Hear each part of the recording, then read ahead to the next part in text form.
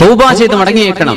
കരഞ്ഞ് അല്ലാഹുവിനോട് മാപ്പ് ചോദിച്ചു, പടച്ചവനെ മാപ്പാക്കി തരണം റബ്ബേ എന്ന് പറഞ്ഞ് തൗബ ചെയ്ത് മടങ്ങിയേക്കണം. വ്യഭിചരിച്ച ആളുകളും ആണും പെണ്ണിനും കാലം മുന്നോട്ട് ഇപ്പൊ ചെറുപ്പക്കാർക്ക് അത് അറിയാതെ അവരങ്ങനെയൊക്കെ വഞ്ചനയിൽ പെട്ടുപോയിട്ടുണ്ടാകാം. കുറച്ചു കാലം കഴിഞ്ഞ ഈ പെണ്ണ് പടച്ചോനെ ആ ചങ്ങാതിനെ നശിപ്പിച്ചു കളഞ്ഞല്ലോ, എന്നെ വ്യഭിചരിച്ചല്ലോ അവൻ എന്ന് ഈ പെണ്ണ് ആക്ഷേപിക്കും, അവനെ ശപിക്കും.